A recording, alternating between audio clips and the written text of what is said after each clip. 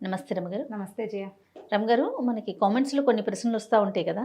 ఒక పర్సనల్గా వచ్చిన ఒక ప్రశ్న అండి, ఇది కామెంట్లో వచ్చింది కాదు. యాక్చువల్గా మనం ఎక్కువగా ఇష్టపడే వాళ్ళు మనల్ని దూరం పెడుతూ ఉంటారు. అప్పుడు అసలు మనం ఏం చేయాలి? తాకట్టులో ఉన్న బంగారాన్ని విడిపించి ఆ రోజు ఆన్లైన్ రేటుకే మేము కొంటాం. Sharma gold company. వాళ్ళ కోసం ఇంకొంచెం ఏదైనా ప్రయత్నాలు చేయాలా, లేకపోతే ముందుకు సాగాలా, ఏం చేయమంటారు అనేది ఒక పర్సనల్ క్వశ్చన్ అనమాట. ఇది ప్రతి వాళ్ళకి జీవితంలో ఎప్పుడో ఒకప్పుడు ఎదురవుతుంది జయ. అవును రమగారు. మనం చాలా ఇంపార్టెన్స్ ఇస్తాం ఒకళ్ళకి, వాళ్ళకి మనం అంత ఇంపార్టెంట్ కాదని ఏదో ఒక సిచ్యువేషన్లో మనకు తెలిసిపోతుంది. అంటే కొంతమంది ఎలా ఉంటారో చెప్పినారు రమగారు, వాళ్ళ అవసరం ఉన్నంత వరకు బాగుంటారు. మనం చాలా ఇంపార్టెంట్ అనేది క్రియేట్ చేసుకుంటారు. ఎప్పుడైతే వీళ్ళతో మనకు అవసరం లేదు అని థాట్ వస్తుందో మొహం కూడా చూడరు, మొహం కూడా చూడకుండా అయిపోతారు. ఇవి కొంతమంది ఉంటారు, ఇలా డిపెండెన్సీ ఉంటుంది జయ. వాళ్ళతో రోజు మాట్లాడాలి, తరచూ కలవాలి, ఎప్పుడు మాట్లాడుతూ ఉండాలి, ప్రతి దాంట్లో వాళ్ళ సలహానే తీసుకోవాలి, అన్ని షేర్ చేసుకోవాలి. ఇట్లాంటి ప్రాక్టీస్ ఉంటుంది. ఇది ఫ్రెండ్స్లో జనరల్గా, కో సిస్టర్స్, వదిన ఆడపడుచులు, తర్వాత అక్క చెల్లెళ్ళు, అన్న చెల్లెళ్ళు, అక్క తమ్ముళ్ళల్లో ఇది బాగా కనపడుతుంది. వాళ్ళు ఎంత ఎమోషనల్గా అటాచ్ అయిపోయి ఉంటారో వాళ్ళకి. అవును, ఇది ఊరికే జనరల్ కజిన్స్లో కూడా ఉంటుంది. ఒకళ్ళతోటి ఇప్పుడు 5-6 మనం 10 మంది ఉన్నాం, మనకు ఒకళ్ళతోటి చాలా క్లోజ్ రిలేషన్ ఉంటుంది. అవును అవును. వీళ్ళకి అంటే కొంతమంది జనరల్గా పీపుల్ ఏం చేస్తాము జయ, మనం మామూలుగా ఇప్పుడు మనం ఎవరితో మాట్లాడుతున్నామో వాళ్ళే మనకి ఇంపార్టెంట్ అనే భావంతో మనం మాట్లాడుతూ ఉంటాం. అంతే. ఈ సిచ్యువేషనల్లీ ఒక్కొక్కళ్ళు అటాచ్ అయిపోతారు, వదిలిపెట్టలేకపోతారు. ఇప్పుడు ఇది భార్యాభర్తల్లో అనుకో జయ, అమ్మో అది చాలా కష్టం. అవన్నీ డివోర్స్కి దారి తీస్తాయి. ఆ డివోర్సుల్లో కూడా ఆడవాళ్ళు డిప్రెషన్కి లోనయ్యి ఆ వదిలిపెట్టలేక వాళ్ళతో ఎమోషనల్ అటాచ్మెంట్ని కట్ చేసుకోలేక ఏడుస్తూ ఉంటారు. మగవాళ్ళు ఏడ్చేవాళ్ళు ఉన్నారు. మగవాళ్ళు కూడా వాళ్ళతో ఎమోషనల్ అటాచ్మెంట్ని వదిలిపెట్టుకోలేరు. వైఫే సర్వస్వం అనుకుంటారు. ఎన్ని గొడవలు వచ్చినా అమ్మాయితో కలిసి ఉండాల్సిందేను, అది లేకపోతే కుదరదు అనుకుంటారు. అవునండి. ఇది ఒక బాధ. అయితే ఈ జనరల్ మిగిలిన సంబంధాలు ఉన్నాయి చూడు, మిగిలిన అన్ని రకాల రిలేషన్స్లో వీళ్ళు హర్ట్ అయిపోతారు జయ. హర్ట్ అయిపోయి ప్రపంచాన్ని నమ్మలేకుండా అయిపోతారు. కొంతమంది ఎవరితోటైనా క్లోజ్ అయితే అమ్మో వీళ్ళు చేజారిపోతారేమో అనిపించేస్తుంది. అవును. ఆత్మనిర్భరత అనేది ఒక పాయింట్ ఒకటి ఉంటుంది. ఈ ఇమోషనల్ అటాచ్మెంట్ ఉండే వాళ్ళకి అసలు ఆ పాయింట్ అర్థం కాదు.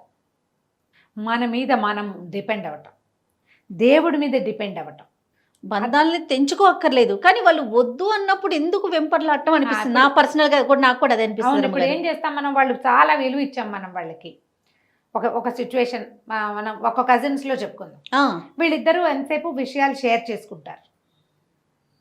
సడన్గా ఒక అమ్మాయికి తెలుస్తుంది తన విషయం ఎలాగో బయటకు వచ్చింది అని. ఎవరి ద్వారా వచ్చింది సోర్సు? తను ఎవరైతే క్లోజ్ అని భావిస్తున్నారో ఆ అమ్మాయి ద్వారానే వచ్చింది. అడగలేరు, ఊరుకోలేరు. అవును. క్రమంగా దాని మీద దృష్టి పెట్టేసరికి అర్థమవుతుంది తనలాగానే తన కజిన్కి ఇంకా చాలామంది క్లోజ్ ఉన్నారని. తనకు ఒకటే క్లోజు, ఈ క్లోజ్కి బోల్డన్ని క్లోజులు ఉన్నాయి. ఆ అమ్మాయి ఎక్కడో చోట ఫ్రీగా మాట్లాడుతుంది. అవును. ఆ మాటలు బయటికి 5-6 చోట్లకి తిరిగి నీకు అంత క్లోజ్ కాని వాళ్ళ దగ్గర నుంచి నీ దగ్గరకు వస్తుంది. నువ్వు హర్ట్ అయిపోతావు. ఇప్పుడు కొంతమందిని వదిలేస్తాం, ఫ్రెండ్స్ని గిన్స్ని వదిలేస్తాం. వీళ్ళతోటి మొహం చూపించకుండా ఉంటే సరిపోతుంది, మాట్లాడడం మానేస్తాం. నువ్వు ఈ రిలేషన్స్ని వదులుకోలేకపోతావు కదా. అంతే కదా, అప్పుడు ఇబ్బంది అవుతుంది. అందుకని ఎవరితోటైనా అలా ఒకళ్ళతోటే అటాచ్డ్గా ఉండటం తగ్గించుకోండి. ఒకవేళ మీరు అలా అటాచ్డ్గా ఉండి హర్ట్ అయితే నేను హర్ట్ అయ్యాను అని ఓపెన్గా చెప్పండి. ఒకసారి మీరు మాట్లాడేస్తే ఆ బరువు తగ్గిపోతుంది. తర్వాత ఏదో కొంచెం క్లోజ్నెస్ ఉంటుంది, ఎక్కువ ఉండదు. అయినా కూడా అవతల వాళ్ళు మీకు లొంగలేదనుకోండి, just leave it and move on. అంతే. జీవితంలో ముందుకెళ్ళాలి. ఇది భార్యాభర్తల విషయంలో కూడా అంతే చేయ. అవతల వాళ్ళు నీకు ఏ విలువ ఇవ్వరు, నిన్ను తమకి వద్దంటున్నారు అంటే వాళ్ళ కోసం వెంపర్లాడద్దు. ముందు నీకు నువ్వు టాప్ ప్రయారిటీ అనేది నువ్వు తెలుసుకో. వీళ్ళ కోసం ఆలోచించి డిప్రెషన్స్లోకి వెళ్ళిపోయి, హ్యాబిట్స్లోకి వెళ్ళిపోయి బాధపడి, అంటే రిలేషన్ బట్టి ఉంటుందంటారా? డెఫినెట్. ఇఫ్ ఎనీ రిలేషన్ అంటున్నారా? రిలేషన్ని బట్టి మన అమ్మ నాన్న, మన సొంత అక్క చెల్లి అన్నదమ్ములతోటి వచ్చింది, మాట్లాడేసుకుని దాన్ని అక్కడ సర్దుబాటు చేసుకుని మనమే ఒక అడుగు ముందుకేసి సర్దుబాటు చేసుకోండి.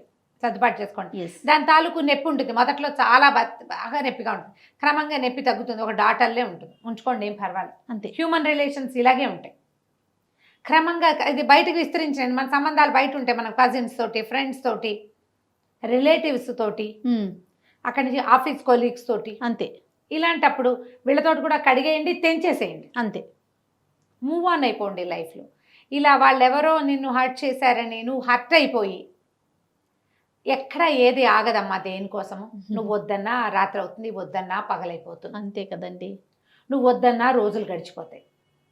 నువ్వు ఏడుస్తూ దిగులు పడుతూ బాధపడుతూ ఇక్కడే నుంచుంటావు. మనం వద్దు అనుకుని అక్కడే ఆగుతాం. వద్దనుకున్న వాళ్ళు నీతోటి నార్మల్గా ఉంటే వాళ్ళ దారిని వాళ్ళు నడిచి వెళ్ళిపోతూ ఉంటారు. నువ్వెందుకు అక్కడే ఆగిపోవటం? స్టాగ్నేటెడ్ వాటర్ వాసన వస్తుంది. ఎంత దిగాలుగా అయిపోతారు, ఏడుపు గుట్లు అయిపోతారు, ఆరోగ్యాన్ని పాడు చేసుకుంటారు, వాళ్ళ చుట్టూ ఉన్న రిలేషన్ని చెడగొట్టేసుకుంటారు. ఇప్పుడు వైఫ్ అనుకోండి, తనకి ఏదైనా ఇబ్బంది అంటే హస్బెండ్ కానీ, పిల్లలు, అత్త, మామ, అమ్మ, నాన్న, మొత్తం టోటల్ రిలేషన్ కొలాప్స్ అయిపోతుంది రమ్మగారు. ఒకసారి మూడో వ్యక్తుల ప్రమేయం వల్ల కూడా, ఇద్దరు ఫ్రెండ్స్ అంతా బాగుంటుంది, ఒకళ్ళ కోసం ఒకళ్ళు ఏదో ఒకటి చేసుకుంటారు కూడా. మూడో మనుషులు ఏవో మాట్లాడితే వీళ్ళల్లో ఒకళ్ళకి ఆ మూడో వాళ్ళ మాటల మీద ఇంట్రెస్ట్ కలిగి ఉంటుంది. దాన్ని నమ్మి తమతోటి ఉన్న ఫ్రెండ్స్ని వదిలిపెట్టేసుకుంటారు. అవునండి, అవునవును. అవి కూడా హర్టింగ్ గానే ఉంటాయి జయ. అసలు ఆ గాయాలు ఎప్పటికీ పోవడం. అసలు నాకైతే ఆ చెప్పే వాళ్ళని ఏం చేసినా పాపం అనిపిస్తుంది. నిజం రమ్మగారు, వాళ్ళకేం రాదు దానివల్ల. మీరు చెడిపోతారు కదా. ఇప్పుడు నేనేమంటానంటే చెప్పేవాళ్ళు 100 చెప్తారమ్మా, వినేవాడు చెప్పమన్నాడు శ్రీపాద సుబ్రహ్మణ్య శాస్త్రి గారి కదా. కుండాలు చెప్పేవాడివి కాదు, వినేవాడి చెవులు కొయ్యాలి ముందు. అంతే. వినేవాళ్ళు సరిగ్గా ఉండాలి. నువ్వు ఏదైనా ఉన్నా సరే, మా మధ్య ఒక రిలేషన్ ఉంది, మేము చాలా కాలం కొన్ని విషయాలు షేర్ చేసుకుంటూ వచ్చాం అని వెళ్ళిపో, నువ్వు మామూలుగా అంతే కదా, అప్పుడు ఏ బాధ ఉండదు. చెయ్యవే నువ్వు అట్లా మరే చెవులు నింపుకుంటావు. ఎందుకంటే నీ లోపల నీకే ఒక అసంతృప్తి అవతల వాళ్ళ పట్ల. ఇప్పుడు మూడో వాళ్ళని మొదటి వాళ్ళని అనకూడదు, మనమే కదా తప్పు. అంతే కదండి, మనమంటూ నోరు ఇప్పబట్టే కదా, ఇప్పబట్టే ఈ మాటలన్నీ వస్తాయి.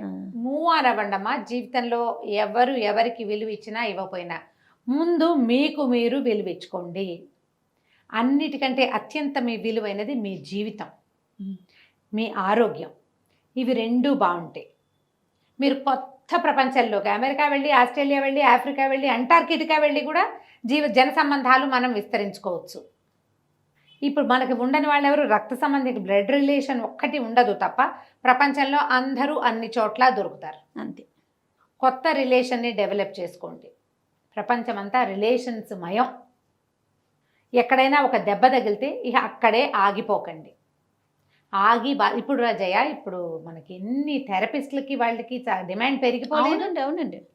ఏవో ఇష్యూస్ ఉంటాయి, అవి సాల్వ్ చేసుకోరు, అనారోగ్యాల్లోకి వెళ్ళిపోతాయమ్మా. మీ మెంటల్ స్ట్రెస్ అంతా మీ మోకాళ్ళ మీద హాస్పిటల్ చుట్టూ కూడా బాగా తిరుగుతారండి, మందులు వేసుకుంటున్నారు, తిరుగుతారు. పైకి శరీరానికి మందులు వేసుకుంటున్నారు, మనసుకు మందు వేయట్లేదు. నువ్వు రిపేర్ నువ్వు చేసుకోవాలి, అది చేసుకోవట్లా. డాక్టర్స్ మీద డిపెండ్ అవుతున్నారు, గోడు వెళ్ళబోసుకుంటారు. ఎవరైనా కనిపించారంటే చెప్పి చెప్పి చెప్పి చెప్తారు, మళ్ళీ మామూలు. మొన్న ఒక దేవాలయంలో ఒక మనసును మార్చుకోలేకపోతారు. దేవాలయంలో ఒక ఆవిడ కనబడ్డారు జయ. ఆవిడ ఎందుకు అడిగారు నాకు తెలియదు. నేను ఊరికే లోపలికి వెళ్ళి కార్ బయటే ఉంది, మా వాళ్ళు ఏదో షాపింగ్ చేస్తున్నారు, నేను సరిగ్గా ఎక్కడ అమీర్పేట దుర్గగుళ్ళో. ఓకే. నేను లోపలికి వెళ్ళాను. ఒక 5-10 నేనేమి గబగబా చూసేసి ఒక 10 నిమిషాలు సంతోష్ మాత ముందు ఒక 5-10 నిమిషాలు కూర్చుని వచ్చేస్తా బయటికి. నేను మామూలుగా వెళ్ళినా అంతే, అంతకంటే ఎక్కువసేపు నేను ఉండను అసలు. ఆ కూర్చునేసరికల్లా ఆవిడెవరో పెద్దవిడే, నాకంటే కనీసం ఒక 3-4 సంవత్సరాలు పెద్దవారు అయి ఉంటారు. అమ్మ ఒక విషయం మాట్లాడాలి అని చెప్పి వాళ్ళ ఫ్యామిలీ ఇష్యూ గబగబా చెప్పేశారు నాకు.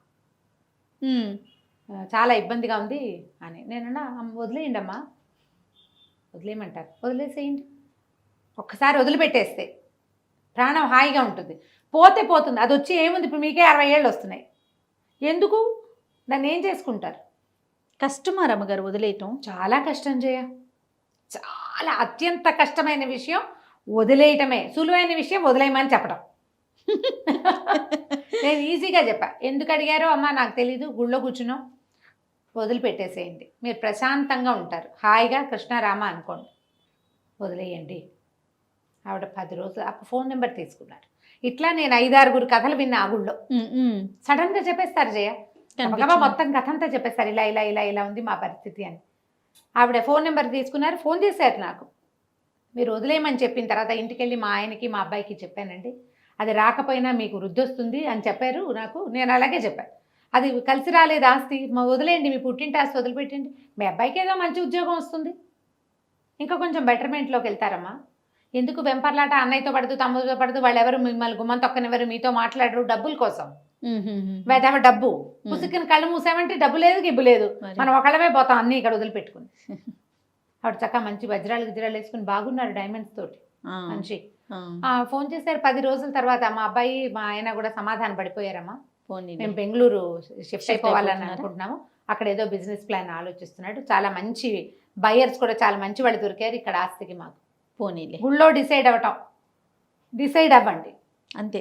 మీ అంతటా మీరు, లేదా ఎవరిదైనా ఒక్క సహాయం తీసుకోండి. 100 మందికి చెప్పకండి మీ కష్టాన్ని, ఒక్క సహాయం ఇది ప్రధానం అండి. ఇప్పుడు సమస్యల్లో ఇదొక కొత్త సమస్య. 10 మంది చెప్పి 10 రకాల ఆన్సర్లు, ఏది చెయ్యం మళ్ళీ ఫైనల్ గా ఏం చెయ్యం, మళ్ళీ మన ఏడుపు అడవటమే. లేదా మీ మనసు మాట వినండి, మూవ్ ఆన్, అంతే.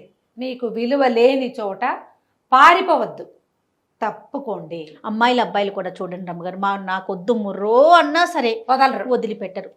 అమ్మాయిలు అలానే ఉన్నారు, అబ్బాయిలు అలానే ఉన్నారు, నాకు కావాల్సిందే వాళ్ళు చీపెట్టినా సరే సిగ్గుపడరు. ఏంటో మరి ఈ బొమ్మ నాదనిపిస్తుంది, అంతే.